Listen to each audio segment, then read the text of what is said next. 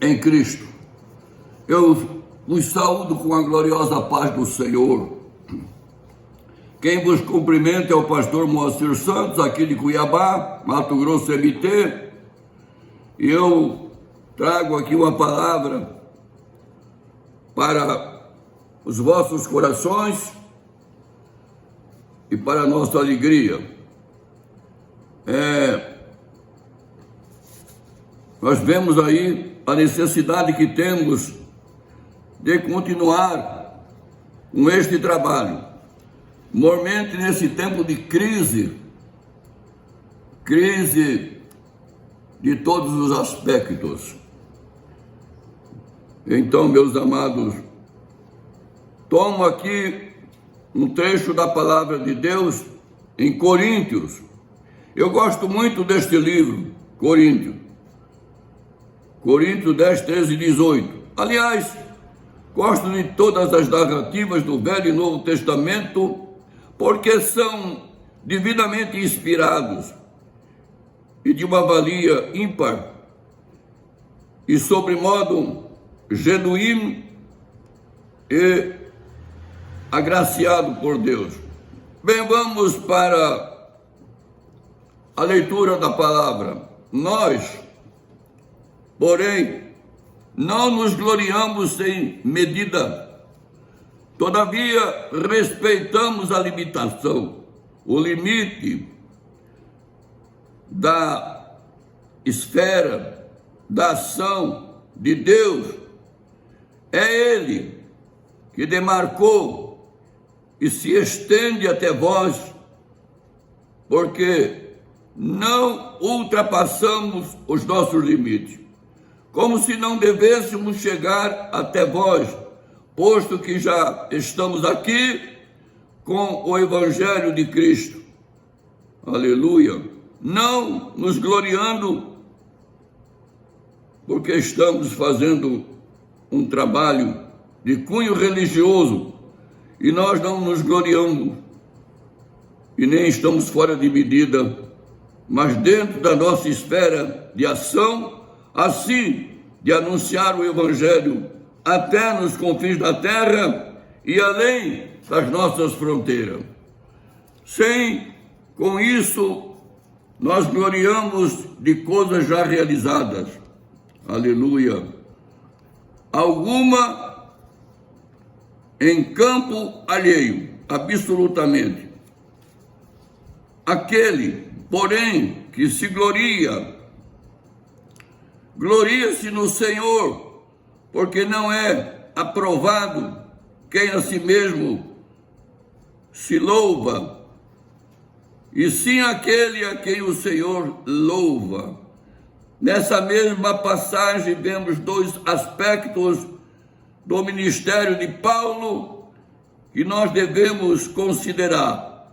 Em primeiro lugar, vemos que Deus entregou um campo a Paulo e, em segundo lugar, ele não passaria além daquele limite. O que é isso? E o que significa? Que o papel de Paulo era o de ser o apóstolo aos gentios. Atos 9, verso 15. Nós também podemos ver Paulo mencionando essa chamada em Romanos 1 e 5, por intermédio de quem viemos receber a graça e o apostolado, por amor do seu nome, para obediência por fé entre todos os gentios. Aleluia! E um outro aspecto que encontramos no ministério de Paulo é que ele não erguia nada sobre os fundadores das fundações feitas por um outro homem. Isso é orgulho da parte de Paulo. Aleluia! Mas sim, o simples reconhecimento do que o Senhor queria. Por isso que na sua chamada aos gentios, eles estavam sempre esforçando para pregar nas regiões longínquas, até porque o campo de Paulo eram os gentios. Paulo disse em 2 Coríntios 10:14 que não ultrapassava os limites de Paulo era de ser um apóstolo dos gentios, e nada de edificar sobre os fundamentos de um outro homem, mas sim pregar o evangelho nas regiões longínquas. Ora, a única maneira de Paulo poder fazer isso era tendo um ministério de renúncia. Então, vejamos o ministério de hoje. Se tomarmos, por exemplo, a igreja mediana, o que encontraremos lá? É óbvio que vamos encontrar um grupo de homens com muitos trabalhos, aleluia, e não é necessário dizer que o ministério de Cristo nunca chega a ser feito, porque em primeiro lugar temos os profissionais, os peritos, os capacitados, os que estão na altura de desempenhar esse papel. Em segundo lugar, porque o ministério foi muito além das atividades da igreja e também do seu local de trabalho, de renúncia. Eu diria o local de aprendizagem, visto que é muito importante conhecermos os nossos limites. Amado, será possível que a razão pela qual temos tantos esgotamentos no meio do povo de Deus seja porque passamos do limite? Que Deus determinou. O pastor mediano possui vários papéis, ou seja, desempenha que ele tem de cumprir. Ele tem que preparar as mensagens da semana e pregá-las. Ele tem que estar de plantão, é disponível a qualquer hora do dia e da noite. Ele tem que estar envolvido na visitação, envolvido no aconselhamento, ele tem que estar envolvido na administração.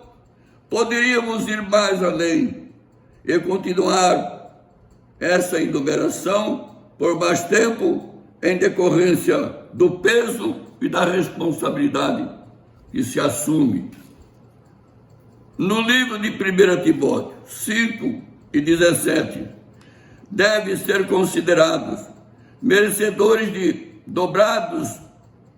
dobradas honrarias os presbíteros que presidem bem com especialidade os que se afadigam na palavra e no ensino. Paulo, quando levantava uma nova igreja, ele o fazia com um grupo de anciões, os quais deveriam se ocupar das coisas da igreja. E uma entre essas coisas é a pregação do evangelho, é o ensino. Parece estar implícito neste contexto, lembrando que o ministério que Jesus teve no seu trabalho extraterreno, ele teve um ministério de renúncia. Louvado seja o nome do Senhor. Ministério de renúncia. Então reflita sobre aquilo que ele fez durante os últimos 3 anos de sua vida. Ele foi precavido, ele foi prudente, ele escolheu homens, ele preparou 12 homens que estariam com ele Lucas 6:13, Marcos 3:14. Jesus discipulou, treinou e entregou o ministério a estes homens. Ele entregou aos 12, os 12 galileus. A instrução eles não tinham ainda para evangelizar o mundo. É interessante notar que um acabou sendo reprovado, aquele que traiu o mestre. Outro, no momento de grande provação, acabaram negando o Senhor. Então nós vemos aí o perigo, o risco. E é assim que acontece no ministério de renúncia. Erros serão cometidos, falhas aparecerão. E por isso, e muitas vezes nós não passamos o ministério adiante. Outros que se intimidam estão passíveis de correções e permanecem sentados nos bancos da igreja, permanecendo cada vez mais irrelevantes. Então, o que acontece? A renúncia sempre envolve a delegação de tarefa.